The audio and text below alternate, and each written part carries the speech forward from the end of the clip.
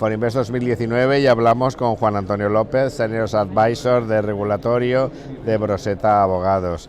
Juan Antonio, bienvenido. Muchas gracias. Dentro de unos minutos vas a pronunciar, bueno, a moderar en realidad una mesa redonda en la que vas a estar con diferentes startups. Cuenta un poco cuál va a ser la temática de esta mesa. Pues la mesa precisamente se dedica un poco a lo que es la financiación de la startup. Es muy típico, una startup la gente es muy innovadora, tiene ideas muy potentes, muy novedosas, pero llega un momento, tienes el equipo, tienes la idea, pero no tienes lo que es la financiación.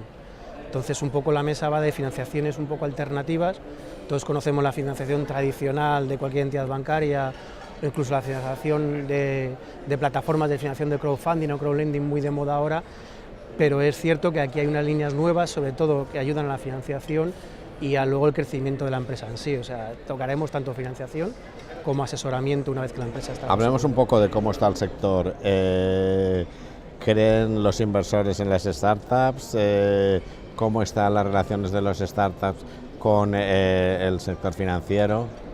Pues es cierto que la tendencia ahora parece que se ha podido mudar un poco, ya no es un sector a lo mejor tan novedoso en el mundo fintech o insurtech, pero sí que hay una creciente tendencia a que las entidades financieras se fijen en estos sistemas de innovación. O sea, hay entidades que se dedican, hemos visto ejemplos en estos días de Sabadell, Santander. Bueno, crearon líneas y tienen líneas. Y han creado departamentos muy potentes de financiación a este tipo de empresas, con lo cual cuando ellos están invirtiendo, evidentemente hay una línea interesante de negocio. Entonces, pues bueno, esperemos que esto reflote y que en el futuro se pueda ver una restartación en el sector y que podamos ver cada vez más entidades. Y desde el punto de vista de la startup, ¿está familiarizado? No. Ese es uno de los problemas, que les falta cultura financiera. Les falta cultura financiera y la gente lo que tiene son ideas muy potentes, como digo, y sí que necesita mucho asesoramiento. Porque tienen la idea, saben cómo desarrollarla, pero no saben cómo financiarla. Ni siquiera saben, si incluso hablamos de startups que están metiéndose o se tienen que meter en el mundo regulatorio, necesitan asesores que les guíen por ese mundo. Es gente que prácticamente ha vivido siempre en la selva y que necesita un mínimo taparrabos para poder funcionar y les cuesta. Para estar en un regulatorio, ¿qué necesitan?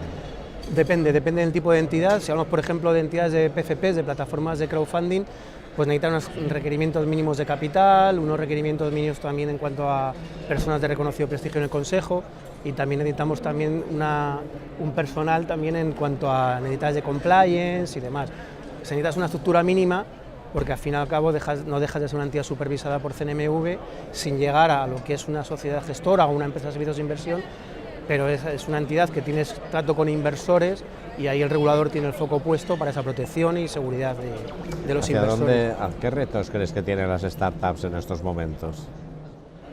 Pues bueno, ahora está muy de moda, ahora que el tema inmobiliario, decía, está muy de moda ahora hablar de que la burbuja inmobiliaria parece que está desinflando, aquí hay alquileres, pues el mundo PropTech parece que puede ser importante. Y luego hay iniciativas también muy importantes en cuanto a aplicaciones móviles, tipo Finicens y demás, que por ahí es donde se puede desarrollar todo este tipo de empresas. Que nos tenía que decir que el futuro era un móvil, ¿no? Sí, sin duda. José Antonio López, Senior Advisor de Regulatorio de Broseta Abogados, un placer de haber compartido estos minutos. Muchas gracias. Sé que te estaban llamando porque ya iba a comenzar la mesa redonda. Un placer y nos vemos en Forinvest 2019. Igualmente, gracias.